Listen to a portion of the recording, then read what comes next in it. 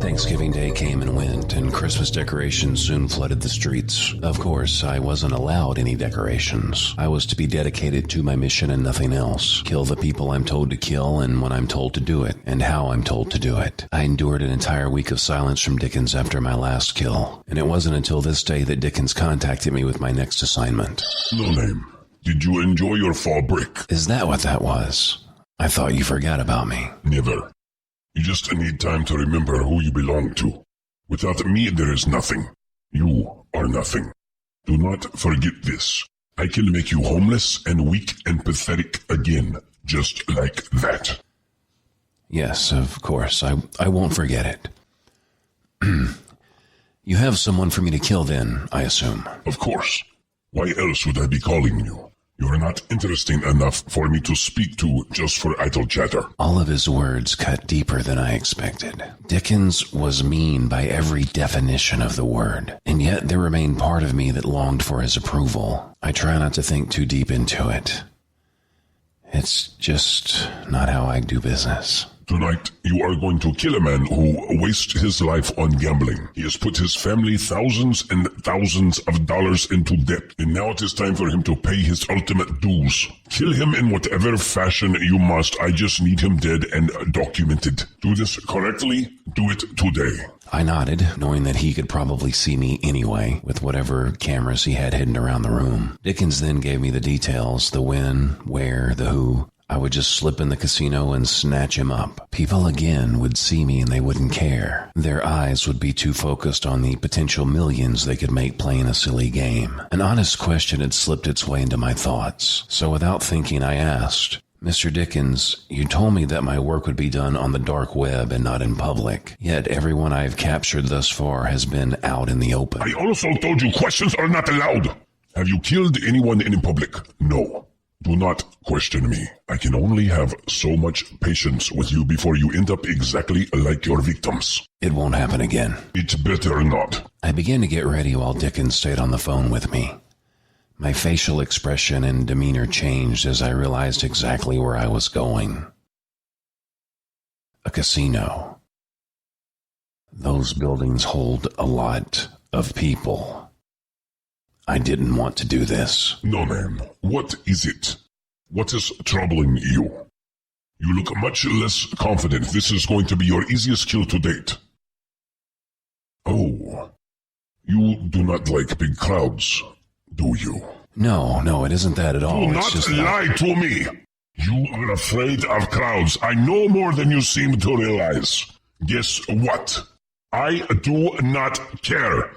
Go do your job. This is a very important kill. Do not forget that. I sighed and grabbed all of my gear, slipping out of the room and began making my way to the local casino.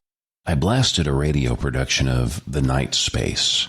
It was an old radio show where strange things often happen to ordinary people. It's all I ever really cared to listen to. I never watched TV. I had to convince myself I was ready for this kill. Dickens was right. I don't like large groups of people. A place like a casino could be a real problem. But how did he know all of this? Did he have eyes in my brain as well? No, I won't question it. I have to keep my focus on the art of the kill. Clarksville, Tennessee used to be a small town, but it's always growing. What I wouldn't give to be living in 1950 when everybody had plenty of space. I think on this all the time because one of my favorite pictures is of the Roxy Theater. It was taken in 1950. And guess what I don't see in the picture? Mass amounts of human bodies all jammed in together trying to make their way through the streets. The good old days. Traffic. I squirmed in my seat and looked at the clock. It was only 3. Why were there so many people on this road? I'll admit I was nervous. Rolling down the windows didn't help because my biggest problem was all around me. Instead, I turned up the radio. Ladies and gentlemen, Our next story took place right in our city. I can honestly tell you that none of these 6 people knew what they had in store when they received this letter in their mailboxes. The Night Space episode of What I honestly zoned out the rest of the program until I found a parking spot. I mumbled several curse words before entering the casino that for some ungodly reason had opened last year. No respectable person in Clarksville had wanted this, but yet here it was. Keeping my gaze straight ahead, I began to take a few shaking steps forward. I tensed up as sweat began to dampen my skin. I instantly felt as though all of these people were piling their bodies on top of mine. I struggled to move. My chest felt tight and I couldn't breathe. I hoped that some minion of Dickens wasn't recording my mental breakdown. No, I wasn't breaking down. Stay calm, stay calm. The first tear was shed. I could feel my heart knocking loudly against my skin. Where was this man? There. I scowled. The man was playing some game show slot where he was losing all of his money he had just won. I dosed this person just like I did the other one. I pretended he was drunk and that I was his friend swooping in to save the day and drag him from the public. But no one even asked what was wrong with him or what I was doing. People really don't have any trace of humanity left, do they? Another monster, all mine to do with whatever I pleased.